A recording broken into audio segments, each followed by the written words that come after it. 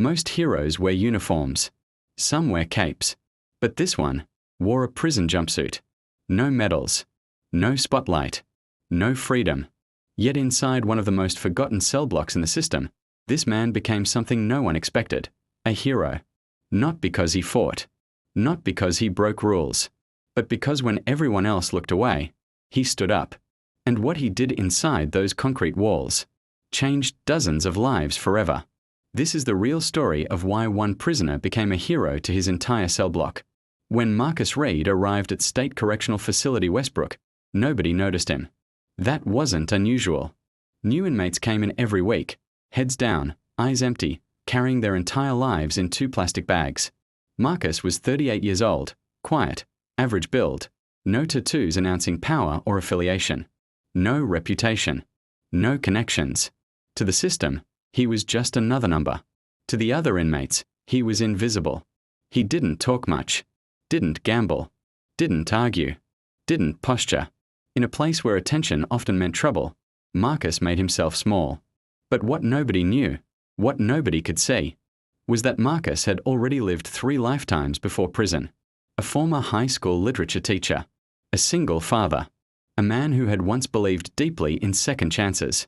And now, he was here. Cell Block D wasn't the worst block in the prison, but it wasn't the best either. It was where the system placed men who were considered manageable, non-disruptive, low priority.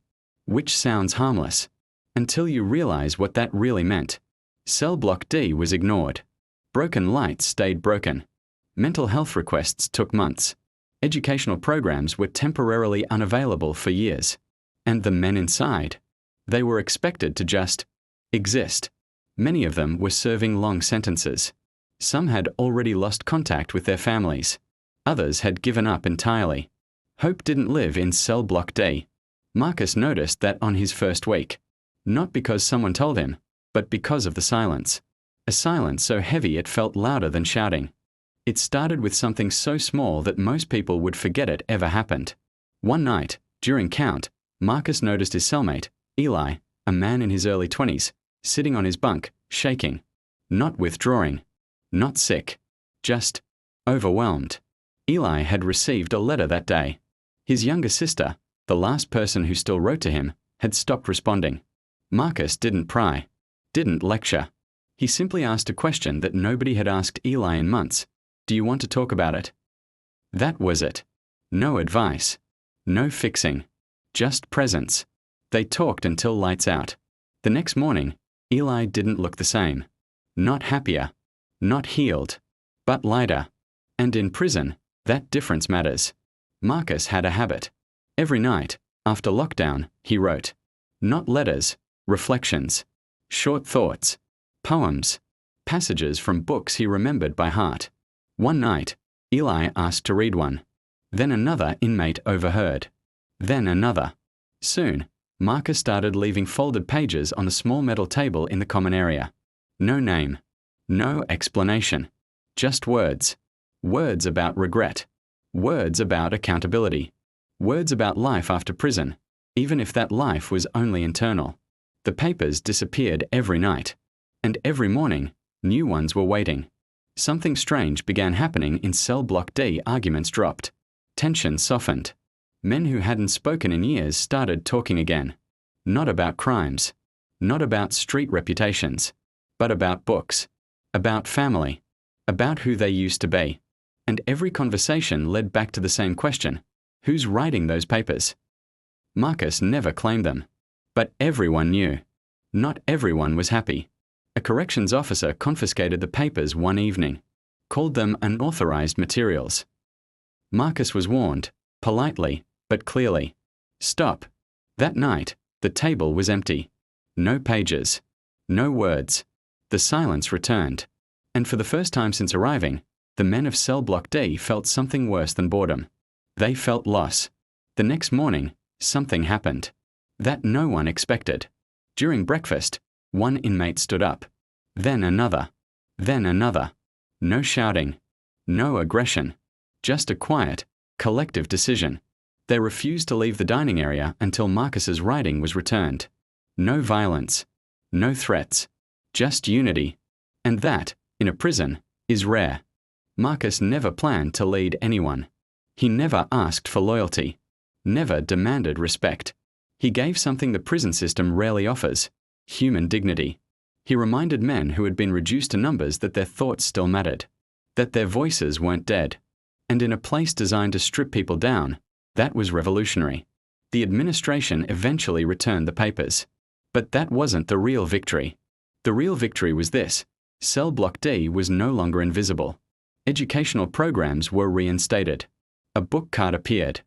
Mental health requests were processed faster. All because one man chose compassion over silence. Hero stories often end when the crowd cheers. But inside prison, doing the right thing usually comes with a price. Marcus learned that quickly. After the peaceful stand in the dining hall, the administration restored his writing privileges, but quietly, something else changed. He was moved. Not punished. Not accused. Just relocated. A new cell. A different tier. Farther from the men he'd inspired. On paper, it looked routine. In reality, it was a warning. Marcus wasn't placed in solitary confinement. That would have drawn attention. Instead, he was placed somewhere worse: irrelevance. No access to the common table. Limited movement. Minimal interaction. The system didn't silence him loudly. It silenced him slowly. And for the first time since arriving at Westbrook, Marcus felt doubt. Had he pushed too far? Had he made things harder for the people he wanted to help? At night, lying on his bunk, he wondered if hope inside prison was always temporary. What Marcus didn't know was that his influence didn't end when he was moved. It multiplied. In Cell Block D, the men didn't stop reading. They started writing. Short reflections. Letters to their younger selves. Apologies they might never send. One man wrote to his son for the first time in 8 years. Another enrolled in a GED program. Another finally spoke to mental health staff. Marcus's words had become something bigger than him. They had become permission. 3 months after Marcus was moved, a letter left the prison. Not from Marcus. From Cell Block D, written collectively. Signed individually. It was addressed to an external prison oversight committee. Not a complaint. Not an accusation. A testimony. They described how one inmate's quiet leadership had reduced conflict, improved morale, and helped men re-engage with rehabilitation. They didn't ask for favors. They asked one question: why aren't programs like this supported? The letter made it further than anyone expected. 6 weeks later, a researcher arrived at Westbrook, then a journalist, then a non-profit focused on prison education. No names were released, no faces shown, but the story spread. A prisoner who changed his cell block with words. And eventually, someone asked the question Marcus never did: who is he? Marcus was called into administration one afternoon. No explanation. Just told to wait. When the door opened, he saw Eli. Standing freely. Clean clothes. Nervous smile. Eli had been released 2 weeks earlier. And the first thing he did on the outside was ask to come back, not inside the prison, but into the conversation. He was now working with a re-entry non-profit.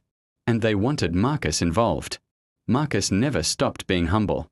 When asked why he did it, his answer was simple: I didn't save anyone. I just reminded them who they already were. But to the men of Cell Block D, he had done something no policy ever did. He gave them identity in a place designed to erase it. That's why they protected him. That's why they stood together. That's why, to them, Marcus Reed wasn't just an inmate. He was a hero. 2 years later, Marcus's sentence was reviewed. Not overturned. Not erased. But reduced. Cited reasons. Demonstrated leadership. Exceptional rehabilitation influence. Positive institutional impact. When Marcus walked out of Westbrook for the final time, he didn't look back. He didn't need to. Because what he left behind was something the walls could never hold. In a place built to punish the past, one man chose to invest in the future. And that is how a prisoner became a hero. Prisons are built to take things away. Freedom. Privacy. Identity. Over time, they convince people that who they were before no longer matters. But Marcus Reed proved something different. That even inside concrete walls, even behind locked doors, a person can still choose who they become.